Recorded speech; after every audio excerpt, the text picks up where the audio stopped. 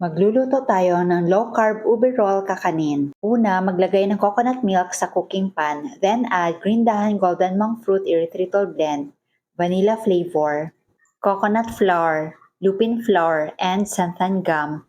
Pagkatapos, haluin ng maigi. Ang list of ingredients ay ilalagay ko sa last part ng video na ito. Ngayon, set aside muna natin ito. Ginamit ko ulit ang kawali.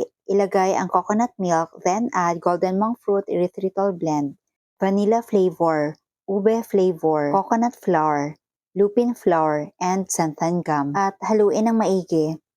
If you love this recipe, please like and share and follow me for more low-carb recipes and health tips. Kapag well combined na lahat ng ingredients, hanguin na natin. Ngayon, ilagay sa gitna ng 2 parchment paper, then spread using rolling pin. Tansyahin nyo lang po yung thickness, huwag naman po masyadong manipis. At ganun din ang gagawin natin sa regular flavor. Kapag pareho na yung lapad sa ube flavor, itakip po silang dalawa, then slowly roll. Pasensya na po at meron kayong mga nakikitang violet sa regular flavor kasi pinagsama ko po sila sa isang lalagyan kanina. Kaya much better ihiwalay po talaga para hindi mahawaan ng ibang color. At ngayon, cut na po natin gamit ang dental floss. Mas ideal po kung mga 1/2 inch lang yung thickness or depende po sa inyo kung gaano kakapal ang gusto nyo. Pwede din po kayo gumamit ng ibang color or ibang flavor sa recipe na ito. Dahil gawa sa coconut flour ang recipe na ito, pwede po ito sa mga oxalate-sensitive low-carb practitioners. Pero para doon sa mga ultra-sensitive, avoid na lang po any kind of low-carb goodies or sweets. Ngayon, roll natin ang mga kakanin sa sesame seeds.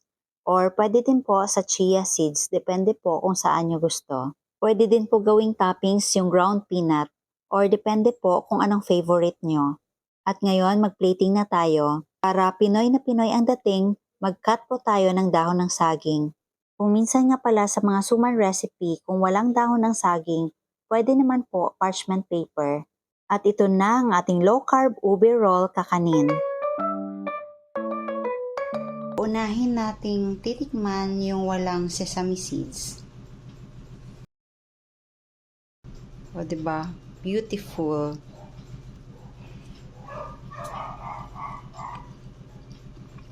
Ang sarap.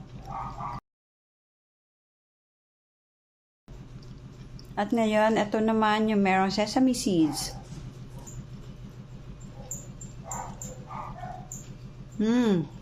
Ang sarap. Ito, merong crunchy na texture, syempre dahil sa sesame seeds. Pwede din po yung latik na gagawing toppings. Mas gusto ko po ito at mas masarap. Ang sarap talaga basta may latik. Promise. You must try this.